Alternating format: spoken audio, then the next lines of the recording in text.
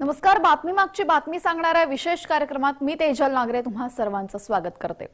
केंद्र सरकारने आता इंग्रजांच्या खुणा पुसणारं आणखी एक पाऊल उचललं आहे का असा प्रश्न निर्माण झालेला आहे.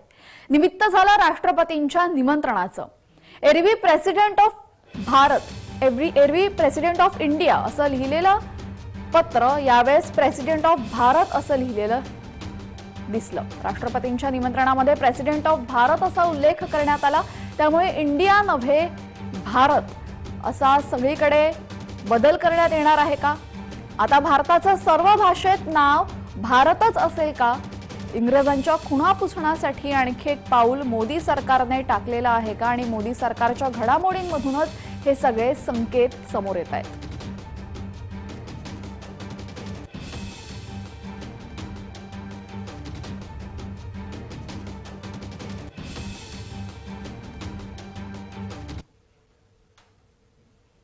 तर मुळात इंडिया हे नाव भारताला पडलं कसं हे आपल्याला सगळ्यांना शाळेपासून शिकवलं जातं. इंग्रज भारतात आल्यानंतर त्यांनी इंडस व्हॅली अर्थात सिंधू खोरं या नावावरूनच भारताचं नाव इंडिया असं ठेवलं. याचं कारण म्हणजे देशाचं नाव भारत किंवा हिंदुस्थान असं म्हणणं इंग्रजांच्या गैरसोयीचं होतं, म्हणून त्यांनी इंडस व्हॅलीवरून इंडिया हे नाव भारताला दिलं. भारत हे नाव कसं पडलं याबद्दल अनेक मतभेद आहेत, अनेक वेगवेगळे मतप्रवाह आहेत. जैन अनुश्रुतीनुसार भगवान ऋषभदेवांच्या ज्येष्ठ पुत्राचं नाव भरत होतं, त्यावरून भारत हे नाव पडलं असं सांगण्यात येतं. तर ऋग्वेदकालीन सिंधू प्रदेशातील सर्वश्रेष्ठ टोळी ही भरत होती आणि त्याच टोळीच्या नावावरून भारत हे नाव पडलं असाही एक मतप्रवाह आहे. भा म्हणजे तेज आणि रत म्हणजे रममाण, तर तेजात रममाण झालेला असा देश म्हणजे भारत होय असंही भारताबद्दल सांगण्यात येतं. शकुंतला ही विश्वामित्र ऋषींची मेनका या अप्सरेपासून झालेली कन्या. तिचा विवाह राजा दुष्यंताशी झाला आणि त्याचा पुत्र पराक्रमी भरत होता आणि त्यावरूनच हिंदुस्थानला भारत हे नाव पडलं असाही एक मतप्रवाह प्रचलित आहे. भारत देश हा मानवी इतिहासातील प्राचीन देशांमध्ये गणला जातो. मध्य प्रदेशातील भीमबेटका येथे पाषाण युगातील भित्तिचित्रे भारताच्या मानवी अस्तित्वाचं सर्वात जुन्या पुराव्यांपैकी एक आहे. पुराणतज्ञांनुसार 70,000 वर्षांपूर्वी आदिमानवाने भारतात प्रवेश केला आणि साधारणपणे 9,000 वर्षांपूर्वी भारतात ग्रामीण आणि शहरी स्वरूपाची मानवी वस्ती होऊ लागली आणि त्याचंच हळूहळू सिंधू संस्कृतीमध्ये रूपांतर झालं. सिंधूचा अपभ्रंश झाला हिंदू आणि त्यावरूनच हिंदुस्थान असं नाव पडलं. इसवी सन पूर्व 3500च्या सुमारास सिंधू संस्कृतीचा काळ मानला जातो आणि या संस्कृतीची सुरुवात भारताच्या वायव्य प्रांतात म्हणजेच आजच्या पाकिस्तानात झाली. मोहनजोदडो आणि हडप्पा उत्खननात सापडलेली शहरे आज जरी पाकिस्तानात असली तरीही भारताच्या इतिहासातच ही शहरे गणली जातात.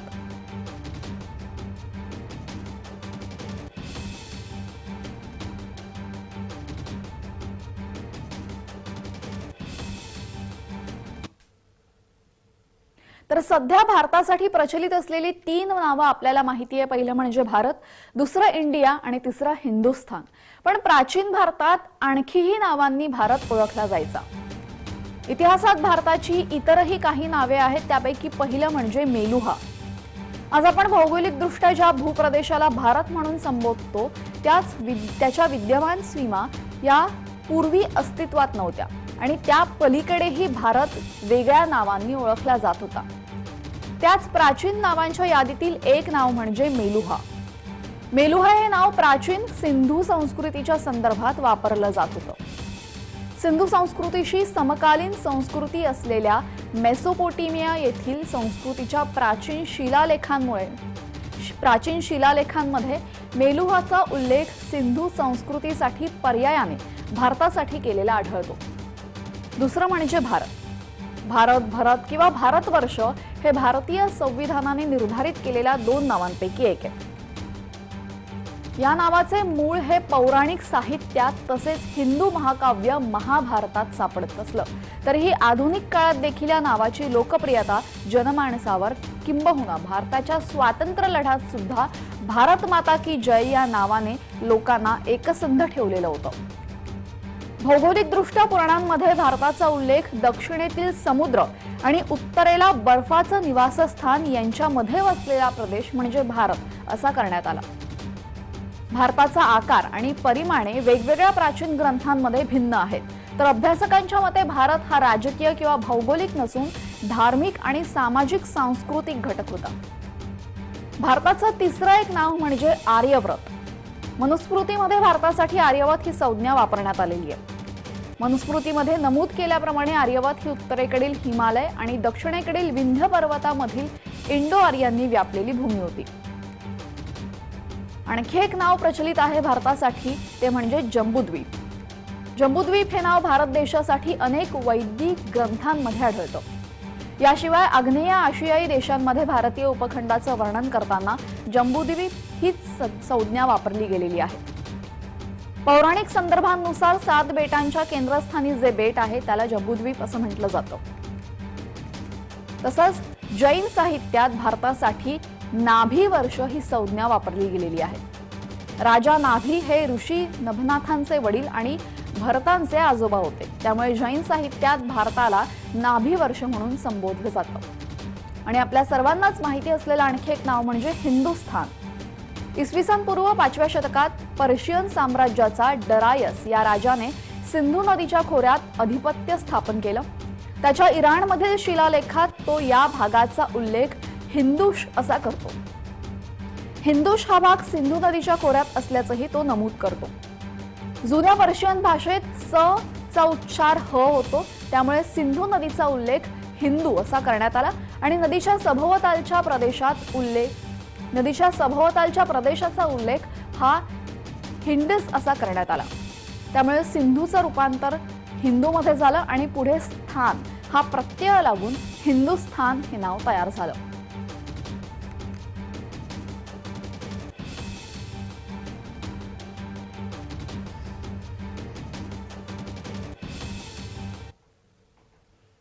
तर आतापर्यंत आपण भारत देशासंदर्भात हिंदुस्थानासंदर्भातले पौराणिक काही दुवे पाहिले. पण त्यानंतर ज्यावेळेस इंग्रजांनी भारतावर राज्य केलं आणि आपल्याला स्वातंत्र्य मिळण्याची जेव्हा वेळ आली तेव्हा संविधान सभा गठीत करण्यात आली.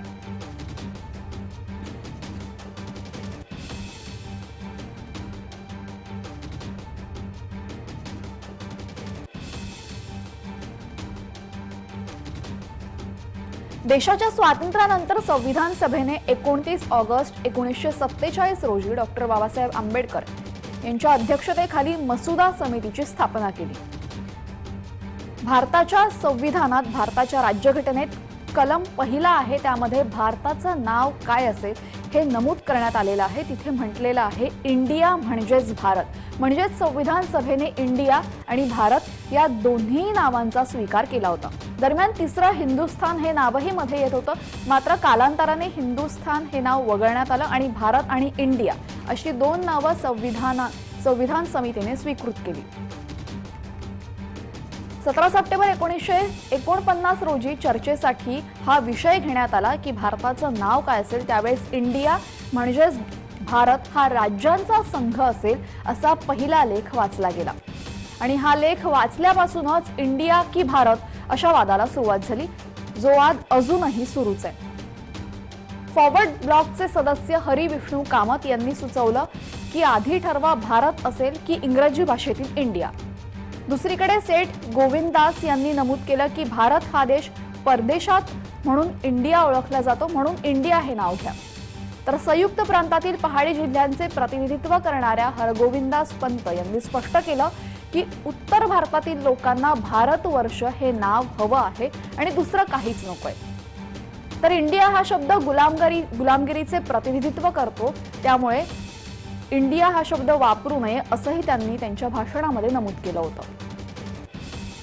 या संपूर्ण चर्चेदरम्यान हिंदुस्थान हा शब्द सुद्धा आला, मात्र हिंदुस्थान या शब्दाला कुठेतरी धार्मिक छटा असल्यामुळे हा शब्द वगळण्यात आला आणि शेवटी इंडिया आणि भारत हे 2 शब्द देशवाचक म्हणून वापरण्याचा निर्णय संविधान सभेतून झाला.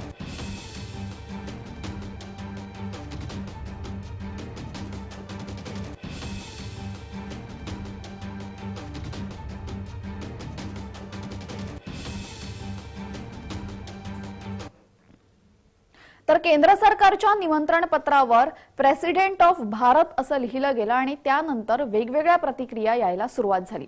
त्यामध्ये सर्वात महत्त्वाची प्रतिक्रिया होती अमिताभ बच्चन याची। अमिताभ बच्चन यांचे टायमिंग खूप चांगलं जुळून आलं असं म्हणता येईल। भारत माता की जय असं ट्विट अमिताभ बच्चन यांनी केलं। भारत उल्लेखानंतर अगदी काही मिनिटांनंतरच अमिताभ बच्चन यांचं हे ट्विट समाज माध्यमात व्हायरल झालं।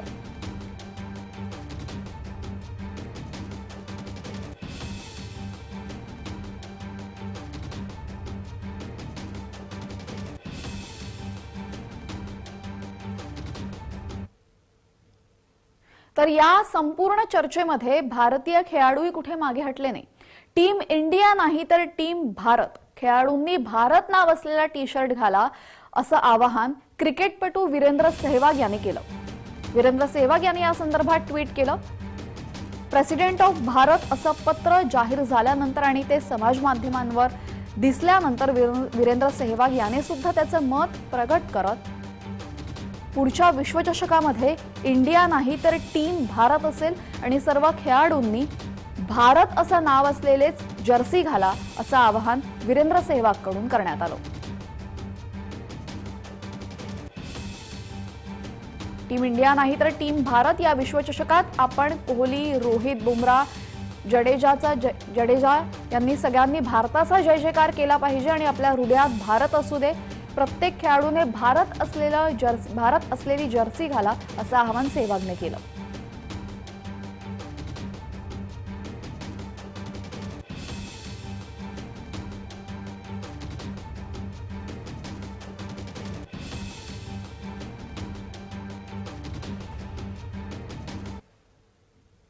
तर क्रिकेटपटू सुनील गावस्कर यांनीही या संदर्भात त्यांची प्रतिक्रिया समोर दिलेली आहे। जर देशाचं मूळ नाव भारतच असेल तर भारत म्हणण्यात गैर काय असं सुनील गावस्कर यांनी म्हटलेलं आहे।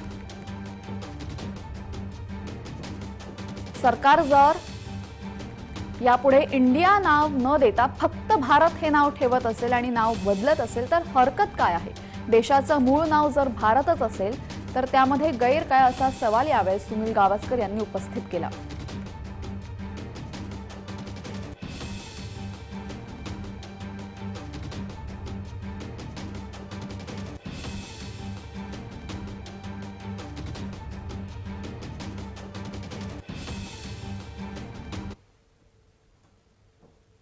तर केंद्र सरकारमध्ये मोदी विरोधकांच्या आघाडीचं नाव नुकतंच इंडिया असं ठेवण्यात आलं आणि त्यानंतर भारत हे नाव बदलण्यात आल्याचं विरोधकांनी आरोप केलेला आहे। यावेळेस काँग्रेसचे जयराम रमेश यांनी आरोप करत म्हटलेलं आहे संघराज्यावर हल्ले सुरू आहेत। काँग्रेसचे जयराम रमेश यांनी केंद्रावर आरोप केला। इंडिया आणि भारत या नावावरून मोठा वाद केंद्र सरकार निर्माण करत असल्याचं ते म्हणाले। राष्ट्रपती भवनाने 9 सप्टेंबर रोजी G20 साठी नेहमीप्रमाणे भारताच्या राष्ट्रपतींऐवजी भारताचे राष्ट्रपती या नावाने आमंत्रण पाठवलं आणि भारत म्हणजेच इंडिया हे संघराज्य असेल असं घटनेत लिहिलेलं आहे। मात्र या संघराज्यावर हल्ले सुरू झालेले आहेत असा आरोप जयराम रमेश यांनी केलेला आहे।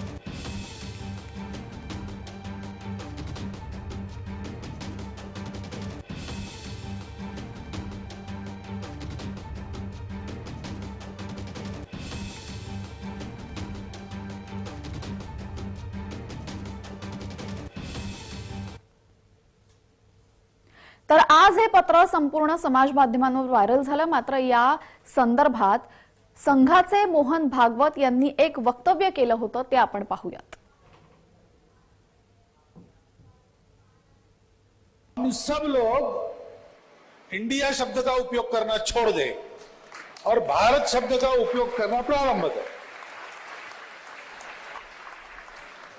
कभी कभी अंग्रेजी जानने वालों के सामने हमको बोलना पड़ता है तो भाषा के प्रवाह में ही इंडिया आ जाता है क्योंकि उनको समझना चाहिए, कोई जरूरत नहीं है।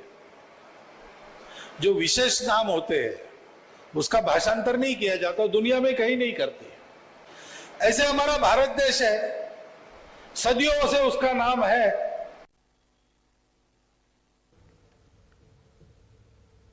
तर मोदी विरोधकांना भारताची भीती वाटत असल्याचं दिसतंय। इंडिया नाव कोणीही हटवू शकत नाही असं वक्तव्य शरद पवार यांनी केलेलं आहे. पाहुयात यावेळेस विरोधकांची काय काय मतं बघायला मिळाली.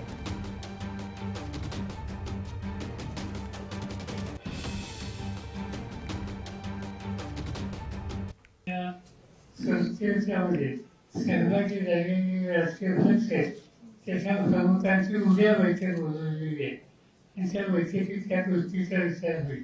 पण हे नाव हटवायचा कोणाला अधिकार नाही, कुणी नाव हटवू शकणार नाही. देशाची निगडीत असलेल्या नावाच्या बद्दलची अस्वस्थता सत्ताधारी पक्षाच्या लोकांना का पडते ते मला समजत आहे.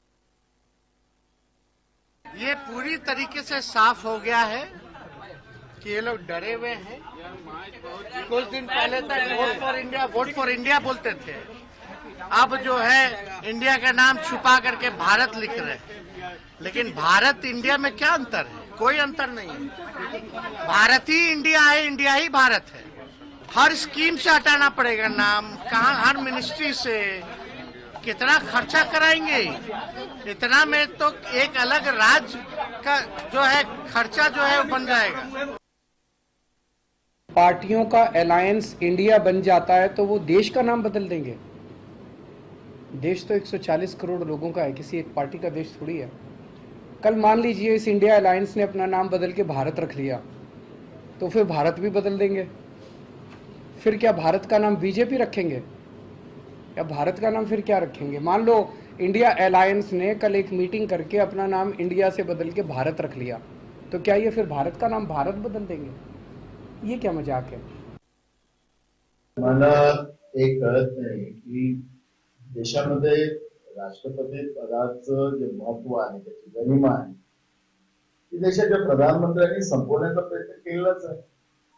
जेव्हा नवीन संसदेचं उद्घाटन करत असताना तर मी स्वतः खासदार राहिलो, मला माहिती आहे की संसदेचे प्रमुख जे असतात दोन्ही सभागृहाचे माननीय महामहिम राष्ट्रपती असतात.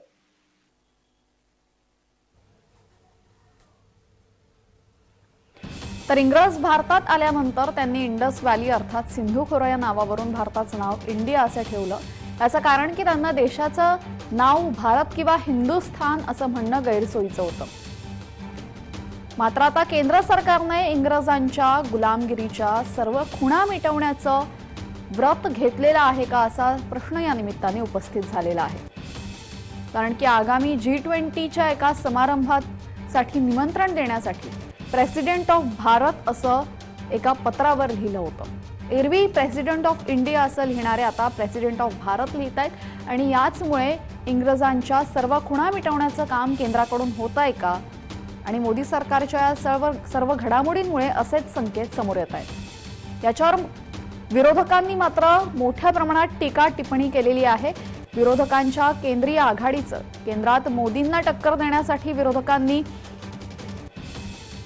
आघाडी तयार केलेली आहे. त्या आघाडीचं नाव आहे इंडिया आणि आम्ही इंडिया हे नाव ठेवलं म्हणून इंडिया हे नाव सगळीकडनं काढण्यात येतंय असा आरोप विरोधकांकडून करण्यात आलेला आहे.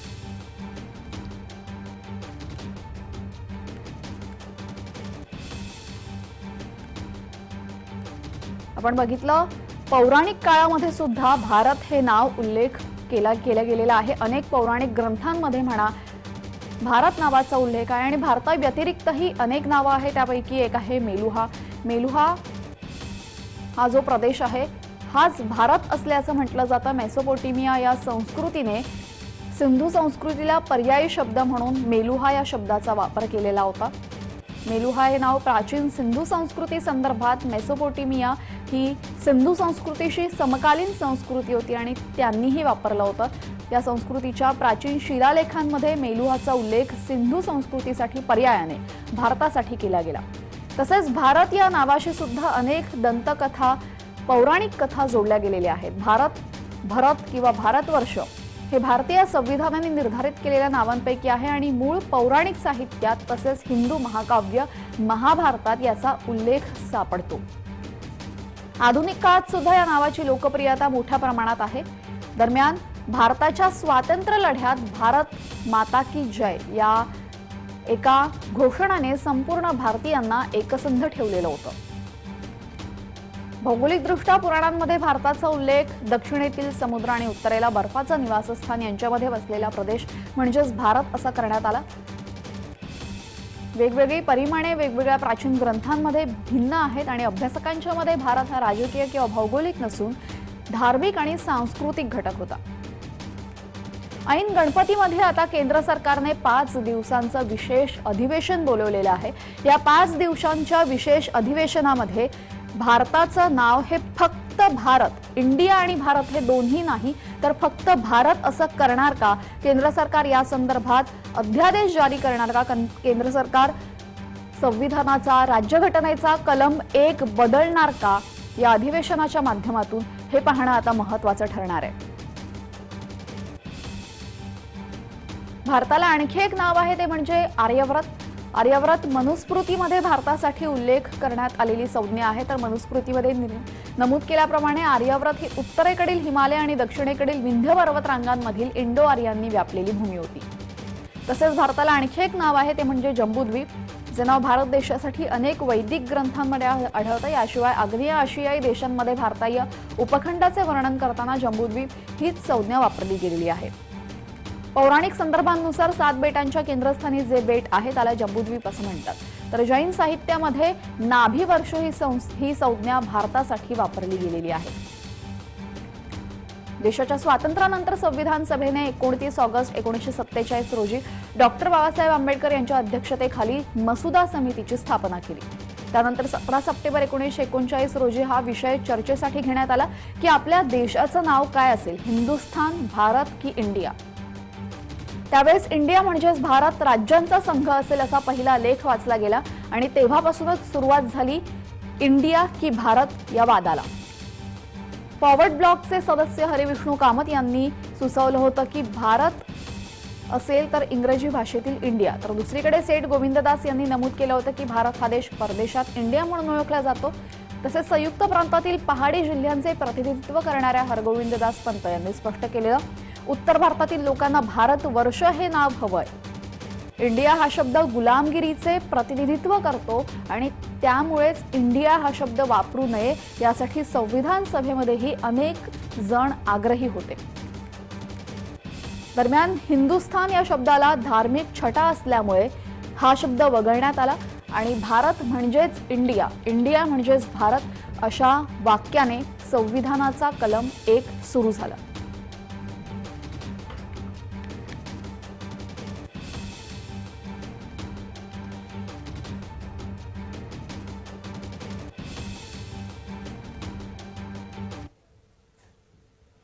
यासह बातमीमागची बातमी सांगणाऱ्या विशेष कार्यक्रमात वेळ झालेली आहे। इथेच थांबण्याची सर्व प्रेक्षकांना जय महाराष्ट्र।